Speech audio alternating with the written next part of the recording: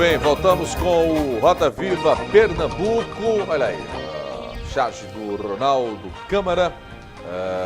E hoje a gente está discutindo aí relações internacionais. Agora o foco, evidentemente, na Venezuela, porque muito se discute, é um assunto bem factual. Você acompanha a gente pela NET no canal 15, pela Sky no canal 322, pela Vivo canal 322, canal aberto TV, canal 22.1 digital para todo o estado de Pernambuco e também pelas redes sociais, pelo Facebook, pelo Instagram. Aliás, você pode inclusive mandar pelo Facebook ou pelo Instagram a sua sugestão de entrevista do próximo Roda Viva. Nós fazemos em dois formatos, um com entrevistado no centro do Roda Viva e um em formato de debate como esse que nós estamos promovendo nessa noite, trazendo especialistas, cônsules e cientistas políticos. Tomei a sua palavra, Adriano, no bloco anterior. Não, tinha concluído, Aldo. Não, tinha concluído. Eli, você quer falar sobre a fala do Adriano? Não, que eu acho que eu interrompi você também. Não, eu falei. Já fechou. Diga. Posso puxar um dado aí que acho que ninguém mencionou ainda. Que é o fato seguinte, esse governo paternalista, esse governo fisiológico de prover tudo, ele teve um pico exatamente diante de um mesmo ciclo econômico que a Venezuela viveu. De 2007 a 2011, o petróleo chegou a 3 dígitos. Ele chegou a 118 dólares em 2007. Em consideração isso, então, esse fato fez com que, naturalmente, fosse feita a pedra fundamental da refinaria Abreu e Lima, onde era uma parceria estratégica 50%, 50%, da PDVSA com a Petrobras na época. Que isso até hoje 2007. Só sobrou para a Petrobras. Não saiu nada. Né? Então, Só saiu a foto. Então, esse ciclo das commodities, de boom das commodities, ele, de fato, teve uma vida muito curta, de 2007 a 2011. A partir de 2012, esse valor do petróleo ele cai vertiginosamente e toda aquela prestação de serviços públicos vai ser naturalmente estrangulada. Além do fato de Chaves morrer em 2013 e aí naturalmente um ciclo, dentro do próprio ciclo mais amplo bolivariano, também entrar em crise. Porque um líder que é o grande portador do revolucionarismo lá em 98, quando ele foi eleito, ele acaba, porque é parte desse processo aí paternalista, populista da América Latina, a eleição de um grande líder que é o condutor do futuro, e quando ele morre, aliado ao fim desse ciclo das commodities, de expansionismo petrolífero, faz com que naturalmente parte desses serviços tenham sido também estrangulados. E hoje a Venezuela sofre também, em parte, por essa redução do valor do preço do barril de petróleo. Consequências. Oi, Adriano. Só colocando uma questão. Há também, Thales, o problema é de que a Venezuela só tem um produto, né? Só tem uma commodity. Ou seja, ele ficou com o petróleo, sabendo que o preço do petróleo ele tem uma variação. Então, por consequência, ele se deteve só ao petróleo. Agora, Adriano, a Venezuela era para ser um oásis aqui na América Latina. Um país daquele tamanho, né? Tem riqueza natural. Então, é quando você aposta que sua economia pode ficar centrada apenas no produto. Então, esse foi o equívoco da Venezuela. O outro equívoco também, que é muito semelhante ao Brasil, é o do governo Chaves ter usado a PDVSA como banco, assim como foi utilizada a Petrobras.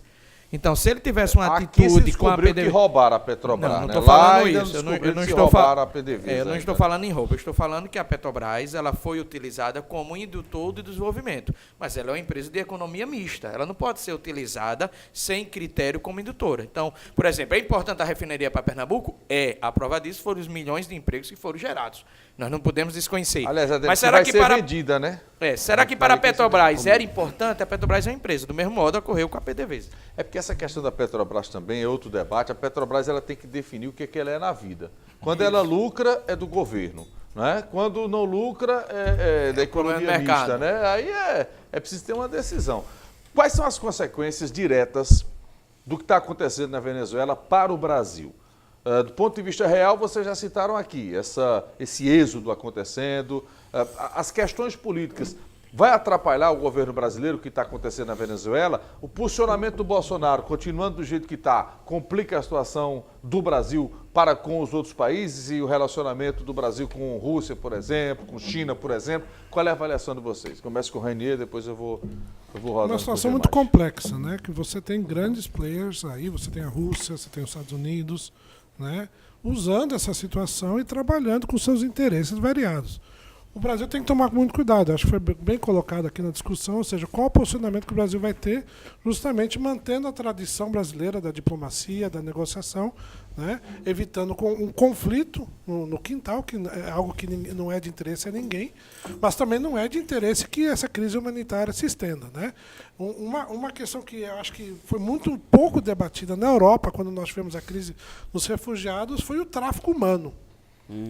Né? A gente não pode esquecer que tem a questão do tráfico de drogas, que existe interesse para a anarquia, justamente onde o tráfico de drogas ele assume o poder, ele ocupa o espaço do Estado, mas você tem nas crises migratórias problemas gravíssimos de tráfico de seres humanos, tráficos de órgãos, né? Você tem toda uma indústria que movimenta, por exemplo, na Europa, quando você teve aquele fluxo migratório, quem que fazia o transporte desses refugiados? As organizações criminosas. Você né? tinha uma travessia do Mediterrâneo chegava a custar 3, 4, 5 mil dólares, 5 mil euros. Alguém ganha, né? Então, esse é um problema que vai afetar o Brasil, né? É uma região do Brasil que precisa tomar um cuidado muito grande por causa da economia. Você tem que tomar cuidado com a questão do preconceito, que já é apontado, pesquisa, né? que é algo crescente. E aí você tem vários desdobramentos. Mas eu sempre olho a questão humanitária e me preocupo muito com a questão de quais são os interesses por uma situação como essa. Na Europa é algo que até hoje não foi debatido muito bem, essa questão do tráfico de vidas. Né? Tivemos várias organizações criminosas por trás desse processo, né? Que gerou um problema para a Europa que vai ser ainda gerado várias ressonâncias durante anos. É a minha reflexão. Henrique quer falar sobre Gostaria. Ranier, entrando nessa mesma linha, o que eu percebo é que a gente tem ainda um processo que, ao que tudo indica, deve demorar. A gente não deve ter uma solução de curto prazo, salvo algum elemento externo que venha a incidir, mas eu acredito que isso ainda vai demorar. E assim como a gente teve a crise migratória na Europa, eu tenho até uns números aqui interessantes, e envolvendo apenas 5 anos. E a gente já tem essa situação na Venezuela que vem se agravando já há bons anos. Então a gente, por exemplo, números específicos da Grécia. Em 2014, houve a chegada de 41 mil pessoas, 41 mil migrantes na Grécia. Só na Grécia especificamente, em função daquele êxodo lá. Então, quando chega em 2015, ou seja, no período de um ano, esse número salta para 856 mil pessoas. Ah, nossa, quase 1 milhão? Quase 1 milhão de pessoas. De 41 então, foi o pico. O pico foi 2015. Então, aí vem a União Europeia, e aí você tem um agente externo com poder que incide, fez um acordo com a Turquia, logo ali do lado, e estabeleceu que todo refugiado que chegasse naqueles determinados países, no caso Malta, a Grécia e a Itália, todos eles seriam devolvidos para os seus lugares de origem. Mas a Itália ali jogou pesado. Teve muita coisa. A Itália começou a jogar pesado ali naquele momento. Durante esses últimos anos, houve um número de aproximadamente, que é um número específico, pessoas que morreram no mar, 13 mil pessoas, mas muito mais pessoas morreram no deserto, porque as pessoas que chegavam no mar já tinham ultrapassado o deserto. Então, muito mais pessoas e não um número sem contabilização. Mas, enfim, então você tem esse número de 856 lá em 2015. Em 2016, depois da intervenção da União Europeia, com o acordo, nada militar, nenhuma intervenção militar, esse número cai para 173 mil. Então, você já vai controlando. No ano seguinte, 2017, foi para 29 mil. E agora, em 18, o número ainda passível de checagem, de fechamento, vai para 23. Então, você teve um ápice em 2015. Uma queda abrupta, né? Mas resolveu-se praticamente essa questão. Por conta de intervenção da União Europeia lá, intercedendo de maneira política, sem militarismo. Né? Tem algumas cenas lá fortes. Nem tem o Maduro, nem tem o Trump. Né? Talvez tenha sido isso, né? Então você tem a situação hoje muito mais controlada, embora ainda exista, você tem campos de refugiados em toda aquela região. No caso da Grécia tem uma ilha chamada Lesbos, que tem cerca de 1 milhão de refugiados, de pessoas esperando. Na Turquia, o número aproximado, que também não é oficial, são 2,3 milhões. Agora, Henrique, então é uma coisa impressionante. Nesse caso da Turquia, a Turquia também joga pesado. O Erdogan não é tão... Não é um exemplo de democrata, não? Não é muito republicano, não, né, Thales? Não. Nem um pouco. A verdade é que nem um pouco. Convive com a democracia atacando ela. Também é um ditador. Também é um ditador. Houve eleições agora municipais e a vitória... Perdeu? Ele perdeu, mas ele ganhou. Anulou a eleição. Istambul, que é a maior cidade. E a comunidade internacional não viu isso, não é?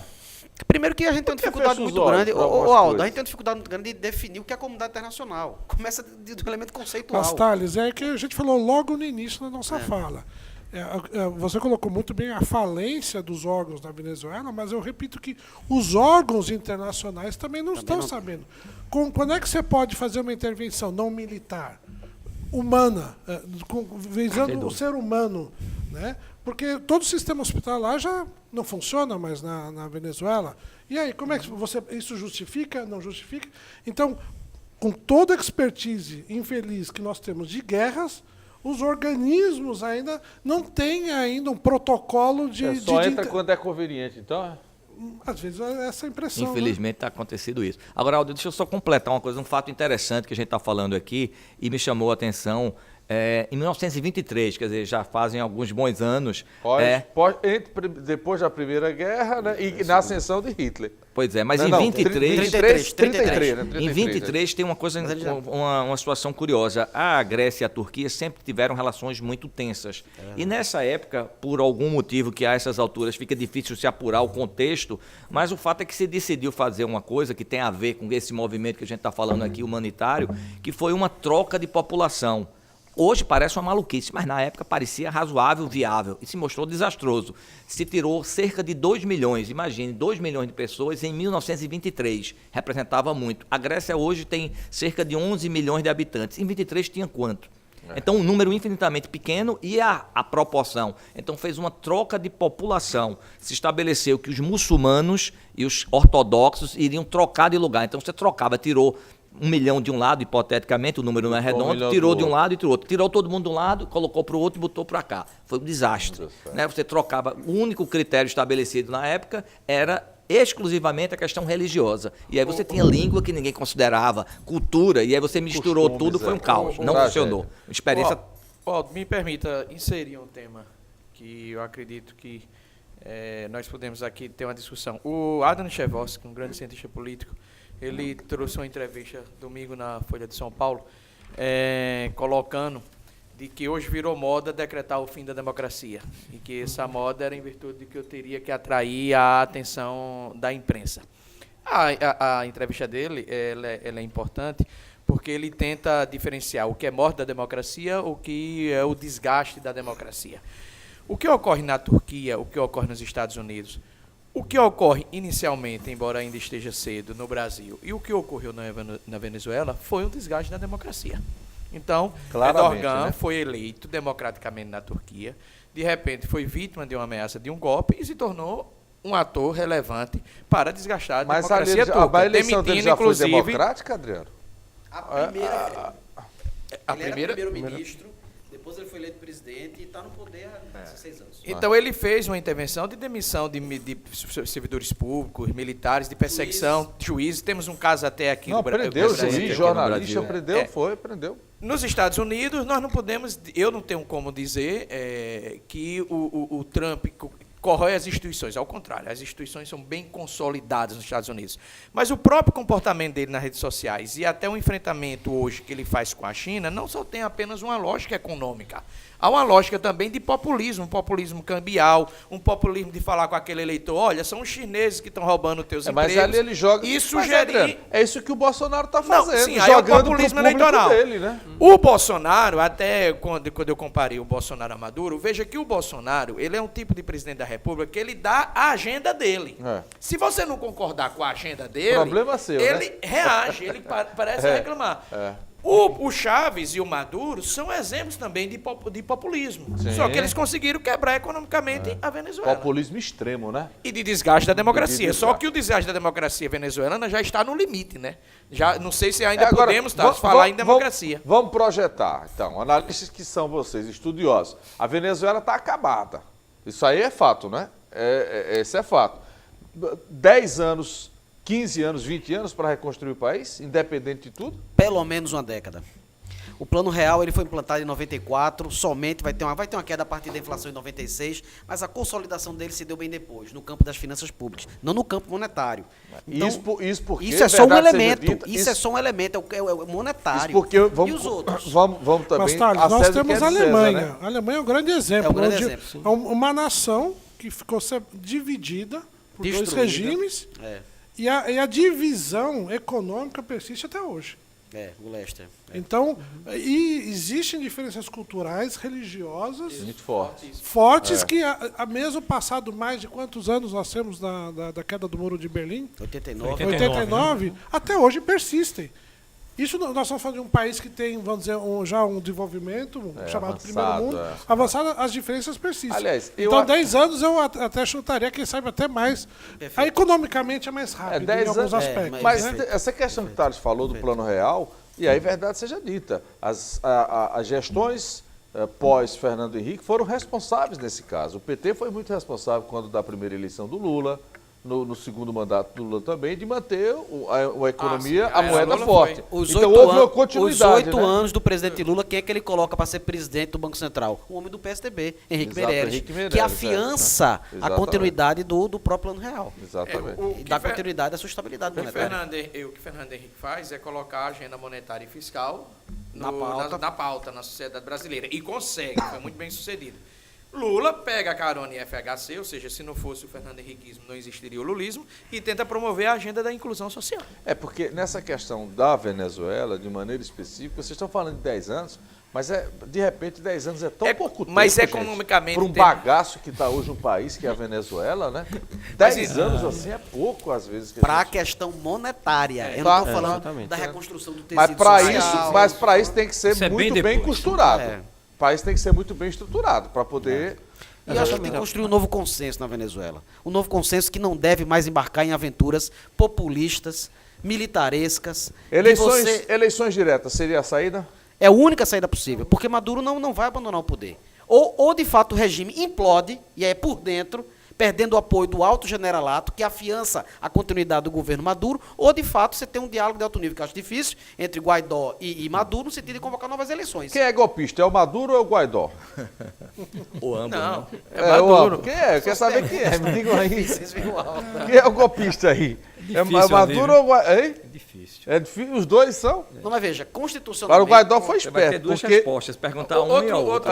Outro dado mas o também. Guaidó foi esperto, porque qual era o outro líder lá que estava preso? Henrique Capriles, não, Leopoldo Lopes. O Leopoldo, quando viu que o Guaidó tava bem, ele já saiu logo da condicional Outro dado também, e aqui isso é provocativo, já que nós Mas temos vocês vários cônsules. tergiversaram, não me responderam quem é o golpista. Não, O veja. Guaidó... Depende de como Ou você vê. Maduro. Depende de como você Depende vê, de quem a responde, situação, né? Não, quem torce pro Maduro diz que é o Guaidó. Quem torce isso. pro Guaidó diz que é o Maduro. Isso se repete aqui no Brasil, né? É verdade. O próprio mundo da sociedade, ela tem produzido o populismo. Então, por exemplo, a imigração é um caso que vai provocar o populismo, porque você quer uma solução. Então, o populismo que surgiu na Europa, ele surge de uma discussão do problema da imigração, imigratória. A Venezuela e o Brasil. Poderá surgir um populismo fortalecido, ou de esquerda ou de direita no Brasil, a depender do desempenho da economia brasileira no governo Bolsonaro. Não será surpresa, Alto, se daqui a 6 meses estivermos aqui discutindo um populismo institucional, ou seja, o uso das instituições para tentar atender os interesses do presidente, ou um populismo econômico de esquerda, defendendo uma volta do descontrole fiscal, por exemplo. Nos Estados Unidos, nós temos um populismo também, um populismo de direita provocado por uma agenda econômica. Então, as próprias nações estão produzindo novos problemas e o discurso fácil para a solução desses problemas tem provocado o populismo. Se esse dólar baixa, se começa a empregar gente, se começa a economia a rodar, Bolsonaro fica 200 anos ainda no poder. Economia lá em cima, né? Economia bem. Aí vira o Maduro. O povo não gosta. Ele vai virar o Maduro? Mas o povo esquece. Quando a economia 200 anos está no poder. bem... Quando a economia está bem, Adriano, vocês sabem disso. As pessoas sim, ficam é o grande desafio maravilhadas. de qualquer esquecem presidente. tudo. Todo mundo mostra Foi assim isso. na operação, foi assim no mensalão. Você lembra? O PT estava no poder, a economia razoavelmente bem, pode roubar à vontade. Eu estou comprando televisor, estou comprando geladeira. Era assim que a população pensava. E o preço altíssimo nós estamos pagando hoje. Você vira um mês aqui, a gente vai para 14 milhões de desempregados. São 13 e pouco. Hein? É metade da população da Venezuela, meu amigo. Com crescimento econômico baixo. Baixo, pífio. Já com a expectativa para 2020, baixo. Pífio. Então, veja a situação. E ainda com o país em guerra aqui do lado vizinho, não é fácil. Agora, eu tenho conversado com venezuelanos, e principalmente aquelas pessoas que vieram para cá, e Garaçu é uma cidade aqui que está acolhendo muitos venezuelanos. As aldeias infantis. Eles não querem voltar não, meu amigo. Não querem. E só volta, claro, se o regime mudar, se tudo mudar. Mas, enfim. Complementando, diga, Alô, é porque foi citado aqui, né, pelos colegas, né, o caso da queda dos preços das commodities, etc., mas o governo Maduro ele cometeu um ato de irresponsabilidade fiscal monumental dentro do próprio país. Por que a inflação ela ficou desse jeito? Olha, quanto é a inflação? O número é bilhão. 4 dígitos. Para você ter uma ideia, o salário mínimo na Venezuela, né? O salário mínimo na Venezuela gira em torno de R$15, R$16, coisa nesse sentido, se for convertido. Qual foi o problema? Você teve a queda do preço do petróleo. Só que ao invés do governo fazer o que é que todo governo tem que fazer, que é ser fiscalmente responsável. Medida de austeridade. Medida de austeridade, conter gastos. Fez o contrário. O que aconteceu? Ele continuou gastando no mesmo nível. E aí, para atender a esse processo, o que foi que ele fez? Ele começou a imprimir moeda. Esse processo de impressão de moeda gerou realmente essa inflação enorme que teve. Então, o exemplo seria o Rio de Janeiro se pudesse emitir moeda. Exatamente. Né? Então, ou seja, o Rio a situação é muito clara. Se pudesse emitir moeda, é a mesma coisa. Veja só, Aldo, o fato de você controlar... O fato de você cuidado que ele deu ideia, ainda bem que Sérgio Cabral está preso. Ainda bem que está preso, Sérgio Cabral. Ainda bem que a ideia veio tardiamente. Coisa, quer dizer, em menores proporções, obviamente, aconteceu com o caso do Brasil durante a gestão de Dilma Rousseff. Quer dizer, assim, houve uma queda na arrecadação, mas mesmo assim o governo manteve aí no padrão de gastos alto, gerando problema, esse buraco, etc. Veja, tripés macroeconômicos, né, como, por exemplo, que o nosso que era fundado, que era a ideia de superávit fiscal, que foi abandonado pelo governo de Dilma Rousseff, perdão, superávit primário. Que foi abandonado pelo governo Dilma Rousseff, gerou também boa parte do atual estado de coisas. Né? Então, veja, circulou muito na mídia hoje, quer dizer, a Alemanha está com um superávit muito bom, está investindo muito em educação, saúde, etc. Porque isso é uma questão básica. Né? Então, esse realmente é o processo extremamente importante. Sobre o governo Bolsonaro, né, que, olha, se o governo Bolsonaro conseguir rodar a economia, ele vai ficar muito tempo poder. Primeiro, ele precisa deixar de ser posição e oposição ao mesmo tempo. O governo Bolsonaro ele tem essa incrível capacidade, né? Quer dizer, você vê exatamente, quer dizer, você tem um governo que você tem um pessoal que orienta bem ele, os filhos dele orientam bem. Esse é que é o problema, que está terminando gerando um grande problema com, quer dizer, hoje o governo perder dentro do Congresso para questões burocráticas é algo muito grave, falta realmente da organização. Né? E fora que você recentemente teve uma crise grande, não foi pequena não, entre os militares e o núcleo ideológico do governo, que é aquele que é apoiado por Olavo de Carvalho, que tem uma visão muito... Agora, vamos combinar, uma piada isso, né? Discutir Olavo de Carvalho é um negócio assim absurdo e o governo insiste nessas coisas. O Bolsonaro defende, né? Diga, Eli. Aldo, queria fazer uma retomada aqui. Final. Tentar. Esse grau de xenofobia, né, que vem crescendo, isso é um problema que precisa ser encarado de forma muito séria. Porque, como foi colocado aqui, o povo brasileiro começa a ver os venezuelanos como se fosse uma ameaça.